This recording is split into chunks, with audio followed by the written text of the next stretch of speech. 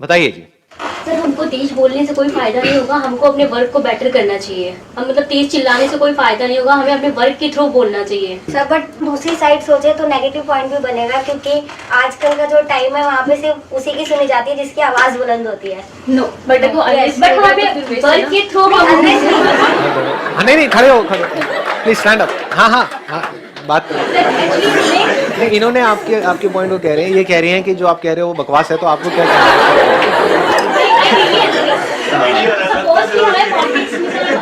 बचपन में मुझे ना लड़वा के बड़ा मजा आता था। बेड पे एक रिंग बनती थी, उस टाइम पे WWE बड़ी चलती थी, तो मैं भाई बहन को लड़वाता था मैं, और भाइयों को, दो भाइयों को आपस में मारो पीटो। हाँ, सपोज कोई पॉलिटिशियन है, वो चुनाव से पहले कुछ भी बोले कि हम ये करेंगे वो करेंगे, बट वो नहीं करते हैं तो हम उनको नेक्स्ट टाइम नहीं सिलेक्ट करेंगे ना। हम किसी आपका क्या कहना है इस बारे में? आप सोचिए कि यहाँ पे 4 लोग हैं, सेम थिंग, सेम यही सोच रही है, सेम ये भी सोच रही है, बट ये बोल नहीं पा रहे हैं। पर इनमें कोई एक चाहिए ना जो जिसकी आवाज बुलंद हो, तो सुनी उसी की जाएगी। जो आवाज बुलंद होने से फायदा नहीं है, बट ये कहना चाह रही है कि आप जो कह रहे हो बकवास है, क्योंकि आवाज बुलंद होने से कोई फायदा नहीं है। This is what she is saying. आप कह रहे हो आवाज बुलंद नहीं होनी चाहिए, आप कह रहे हो आवाज बुलंद होनी चाहिए, तो मैं मतलब किसकी मानूं? मतलब कौन हारा कौन जीता ये तो पहले ये हो जाए। नहीं, मैं एक का हाथ ऊपर करके विनर इज व्हाटएवर। हाँ, कौन हार मान रहा है आप दोनों में? कोई भी नहीं। प्लीज ऐसे मजाक कर रहा हूँ, थोड़ा और तो नहीं लग रहा ना? ठीक है, चलता है ना? हाँ ठीक है। देखो, अगर इसको मैं कंक्लूड करूं आपके दोनों के पॉइंट्स को, तो शॉर्ट टर्म में तो उसकी सुनी जाएगी जिसकी आवाज बुलंद है, कि जैसे अगर कोई बहुत कॉन्फिडेंस से बोलेगा तो एकदम सबका ध्यान उसकी तरफ चला जाएगा, लेकिन उसके बाद में देखा जाएगा कि वो बोल क्या रहा है, उसका कंटेंट क्या है, उस बात में कितना दम है। और बात में दम कहां से आता है? एक्सपीरियंस से आता है। उस बंदे में कितना दम है। फॉर एग्जांपल अगर आप यहाँ बोल रहे हैं, बट अगर आपका कंटेंट मैटर जो होगा वो हमें इंस्पायर नहीं करेगा तो हम यहाँ क्यों बैठेंगे सर? एग्जैक्टली। अगर आप सिर्फ चिल्ला रहे तो हमारे लिए हाँ, बिल्कुल ठीक बात है, वो नॉइज बन जाएगा, है ना? हाँ, उसमें हम इन्वॉल्व नहीं हो पाएंगे। हाँ, वो स्पीकर बेकार हो गया। स्पीकर की जो सबसे इंपॉर्टेंट क्वालिटी है वो है क्लैरिटी ऑफ वॉइस। ऐसे ही हमारी लाइफ में ये इंपॉर्टेंट नहीं है कि हम कितना बोलते हैं, कितना सोचते हैं। इंपॉर्टेंट है कि हमारी क्लैरिटी ऑफ थॉट क्या है, क्लैरिटी ऑफ अंडरस्टैंडिंग क्या है। That is most important. और वो कहां से आती है? वो आती है पैशन से। If you are passionate about the topic on which we are speaking, if you have got experience related to the topic that we are touching, तो वहां से क्लैरिटी आ जाती है। अब कोई टॉपिक है, उसका मेरे को कोई एक्सपीरियंस नहीं है, फॉर एग्जाम्पल कि भाई इस एंट्रेंस एग्जामिनेशन को कैसे क्रैक करना है, एक 12वीं पास आपको क्या बताएगा कि उसे तो वहां पे वो कॉन्फिडेंस नहीं आ सकता। वहां पे मैं जो भी बोलूंगा that's going to be a noise, वो शोर हो जाएगा। लेकिन अगर मैं उसी के बारे में बात कर रहा हूं जिस पे कि मैंने काम किया है, तो वहां पर एक अजीब सी आपको एक क्लैरिटी नजर आएगी। किसी भी अच्छे स्पीकर की पहचान ये है, अगर इस स्पीकर की बात करूं या किसी पब्लिक स्पीकर की बात करूं, या एक एक्स्ट्रा ऑर्डिनरी कम्युनिकेशन स्किल का जो एसेंस है वो ये है कि किस तरह से वो पर्सन उस टॉपिक को आपसे रिलेट कर सकता है। This is the biggest quality of a speaker, जो आ सकती है सिर्फ तब जब उसने उस टॉपिक को खुद से रिलेट कर लिया है, सिर्फ अपनी मेमोरी में फीड नहीं किया है।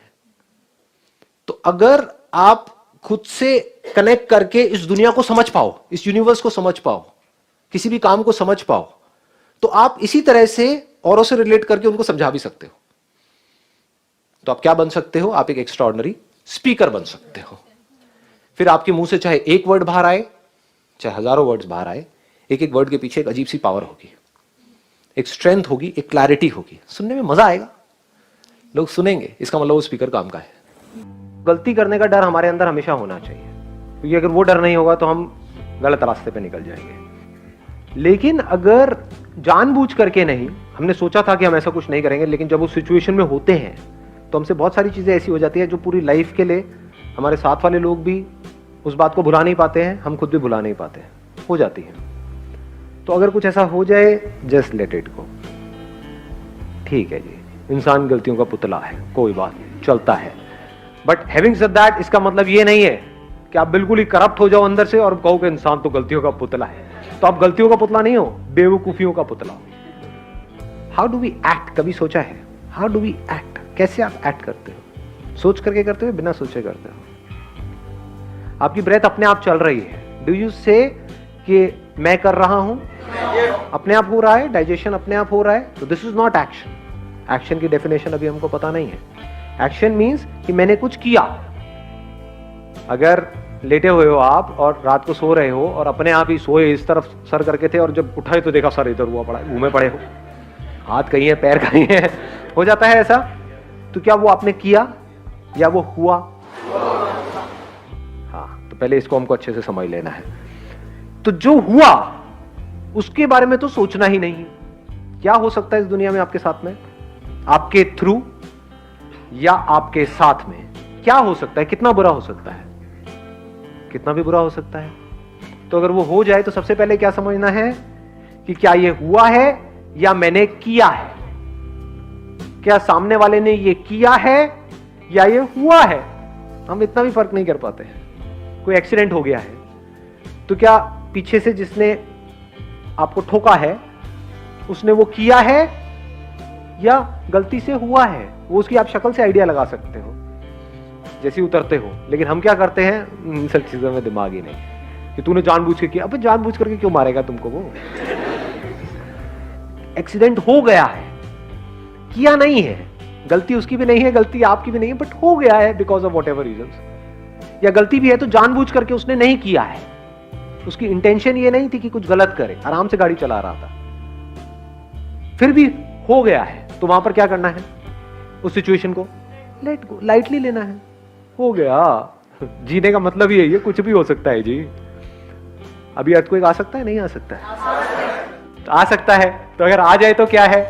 ये आपने किया है, किसी ने किया है। हाँ, अब आप क्या कहोगे? भगवान ने किया है। देखो ये यही गड़बड़ हो जाती है, समझ गए ना? कुछ जो खच्चर होंगे वो बोल देंगे नहीं ये भगवान ने किया। भगवान के पास और कोई काम नहीं है इससे बेटर कोई काम नहीं है। तो किसी ने नहीं किया, ये क्या हुआ है? हुआ है because of the laws of the nature. होना था, हो गया है। तो आराम से यहाँ पर बैठो, दबे पड़े हो गए कहीं, ये सब गिरा पड़ा होगा ऊपर और मजे से मर जाओ समझे? अब वहां पर रोना क्या है? बैठ करके खुशी खुशी जाओ इस दुनिया से, क्योंकि ये हुआ है, किसी ने किया नहीं।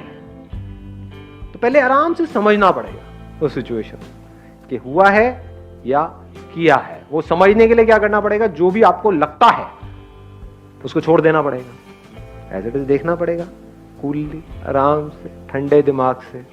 गुंजाइश छोड़नी पड़ेगी कि गलती आपसे भी हो सकती है, सामने वाले से भी हो सकती है। कई बार हम इस चीज की गुंजाइश ही नहीं रखते, फिर हम उसकी वजह से भी दुखी होते हैं। ऐसे बंदे सबसे ज्यादा दुखी होते हैं जो अपनी लाइफ में गलतियों की गुंजाइश नहीं रखते हैं।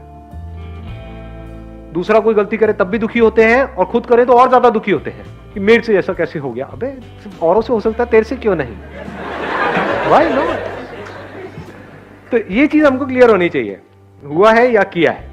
अब अगर किया है तो क्या करें? तो वहां पर सही एक्शन क्या है?